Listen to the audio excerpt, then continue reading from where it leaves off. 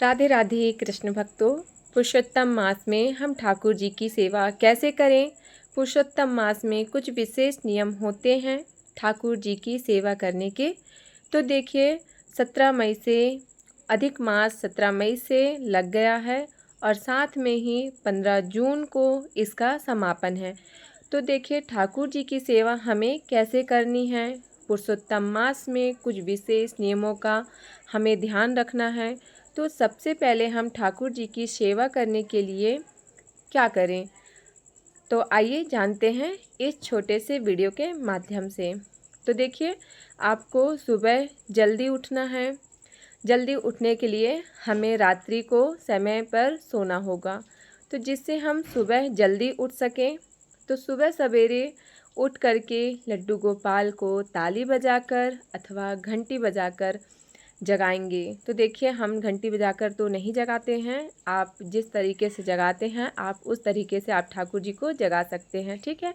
लेकिन मैं ताली बजाकर जगाती हूँ, ना कि घंटी बजाकर, ठीक है। तो आप चाहें तो ब्रह्म मुहूर्त में भी उठ सकते हैं, क्योंकि पुरुषोत्तम मास में बहुत अधिक पूजा पाठ का हमें विशेष और 2 गुना फल मिलता है। तो आप जितनी जल्दी सुबह उठ कर के पूजा पाठ करेंगे उसका फल आपको 2 गुना मिलेगा।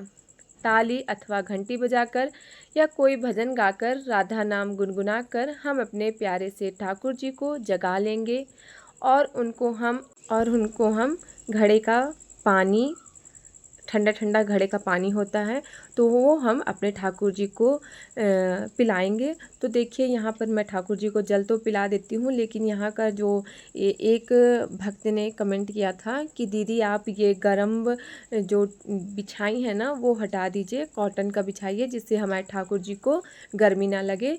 तो मैं ये जो बिछा हुआ है वो मैं हटा देती हूँ और उसके बाद फिर मैं ठाकुर जी को स्नान कराने लगती हूँ।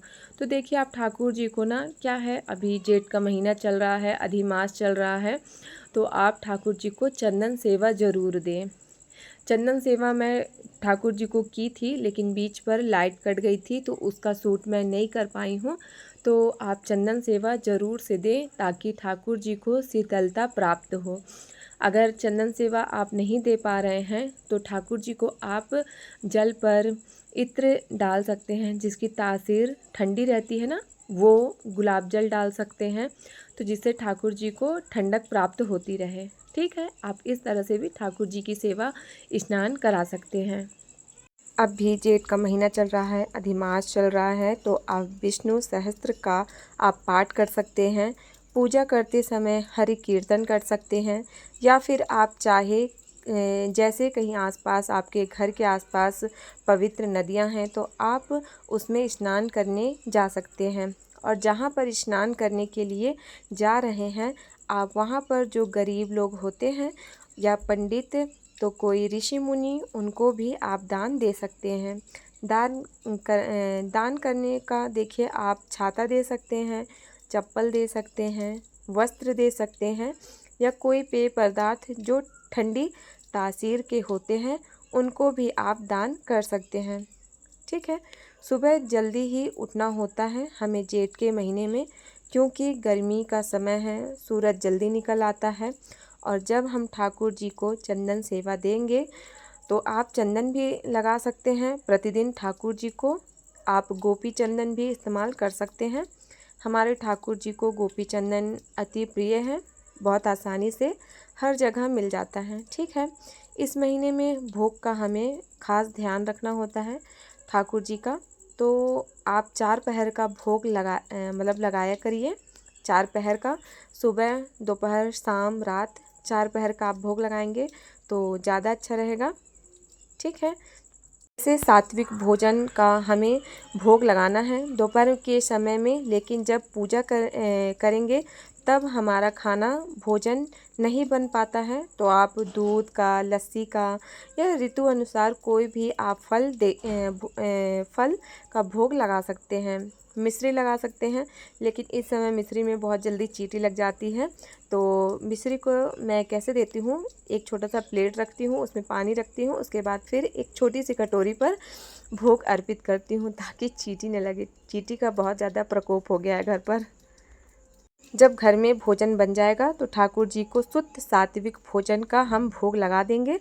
और दोपहर के समय में जैसे हम सोकर उठे हैं ना, ठाकुर जी को भी पट मतलब बंद कर देना है। आप 12 बजे के करीब आप पट बंद कर देंगे, जिससे दिन बड़ा होता है तो हमारे ठाकुर जी भी थोड़ी बहुत देर के लिए रेस्ट कर सके। तो जब आप मंदिर के पट खोलेंगे तो आप उनको कुछ भी ड्राई फ्रूट के साथ में दूध का, लस्सी का, दही का भोग लगा सकते हैं।